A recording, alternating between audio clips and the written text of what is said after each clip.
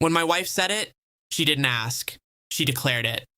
My ex is coming to our housewarming. Be mature about it, or we're done. She stood in the middle of our brand new living room, sunlight pouring through windows we had spent months picking out together. Boxes still lined the hallway. The paint smell hadn't even faded yet, and somehow, this was the first crack in the foundation. I didn't react immediately.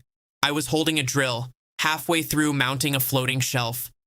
Your ex? I asked calmly. Yes, she replied, crossing her arms. Ethan. We're adults. We ended on good terms. He's part of my life story. Part of her life story. The way she said it made him sound like a framed photo she refused to take off the wall. And if I'm not okay with that? I asked. Her jaw tightened. Then maybe you're not secure enough for this marriage. There it was, not a discussion, a test. And if I failed, she was ready to detonate everything. I nodded slowly. Fine. Invite him. She looked almost surprised that I didn't argue. Maybe she expected jealousy. Maybe she wanted a scene. Instead, I finished mounting the shelf. The housewarming was that Saturday. 40 guests, friends, her co-workers, my family, and Ethan. I didn't know much about him, only what she'd chosen to share over the years. He's successful. He's confident. He really understood me back then. Little comments like that, seeds planted over time.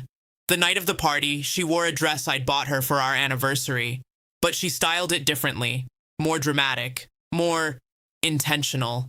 You look nervous, she said, adjusting her earrings in the mirror. I'm fine, I replied, and I was. Because while she thought this was about maturity, I knew it was about power. At 8:12 p.m., the doorbell rang. She practically floated to answer it. Ethan walked in like he'd rehearsed it. Tailored blazer, relaxed smile. The kind of man who scans a room and assumes he belongs there. He hugged her, not briefly, not politely, just long enough. I watched from across the room, drink in hand. She introduced us. This is my husband. That word sounded thinner than it used to. Ethan extended his hand. Heard a lot about you. I smiled and shook it. Likewise. And that's when I saw it. The glance. That silent exchange between them. Familiar, charged, almost amused, like they shared a private joke. The night went on. Laughter, music, champagne flowing. But I noticed things. How often she drifted toward him. How she leaned in too close. How he touched her lower back like muscle memory. Subtle, but not invisible. Around 10 p.m., I couldn't find her. Again, I checked the kitchen, backyard, garage. Then I walked down the hallway toward our bedroom. The door wasn't closed. It was almost closed. And through the crack, I saw enough. Not a full scene, but close enough. Her hand on his chest, his hand on her waist. Faces inches apart. That electric pause before a choice is made.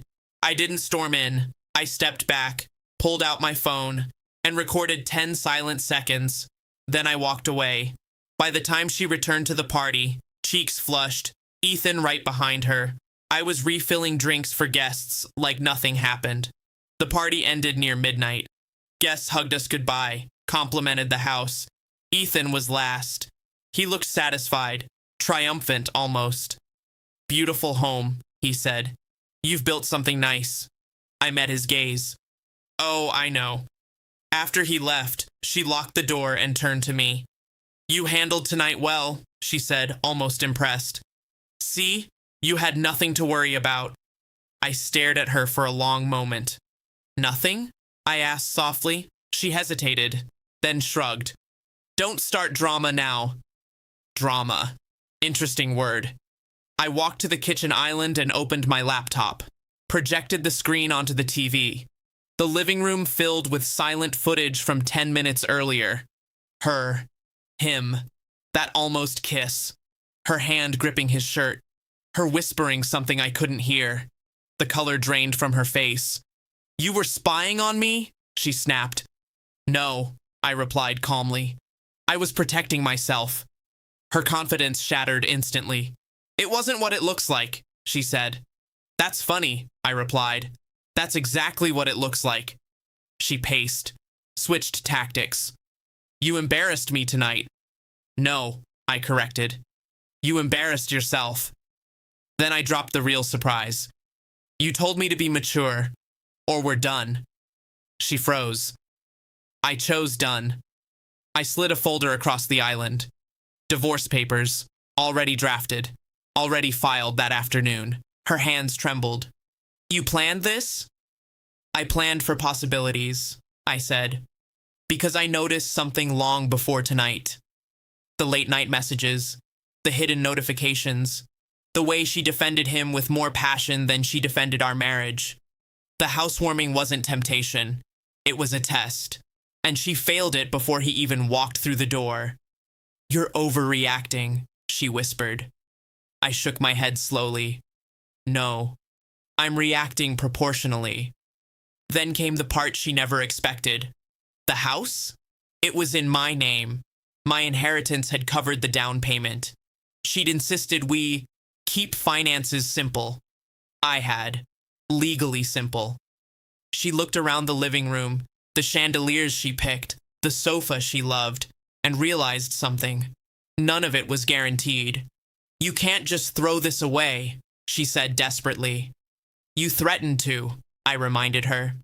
Before the party even started, she sank onto the couch, the same couch she'd leaned against while texting him weeks earlier. What about us? She whispered. I studied her face, searching for guilt, regret, anything authentic. All I saw was shock at losing control.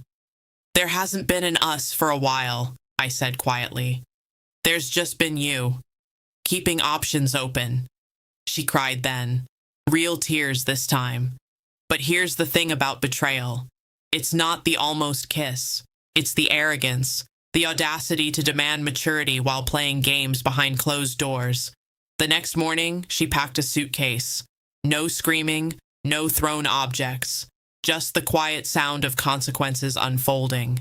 A week later, I heard through mutual friends that Ethan wasn't as interested once the secrecy vanished. Funny how some men lose charm when the stakes become real. She tried calling once. I didn't think you'd actually leave, she admitted. That's the problem. She thought the ultimatum gave her power. It didn't. It revealed mine. Because maturity isn't tolerating disrespect. It's recognizing it and walking away without begging for clarity. The house is quieter now, but it feels solid. No ghosts of old flames. No ultimatums echoing in the walls. Just space and peace. She told me to be mature, or we were done. So I was, and now we are.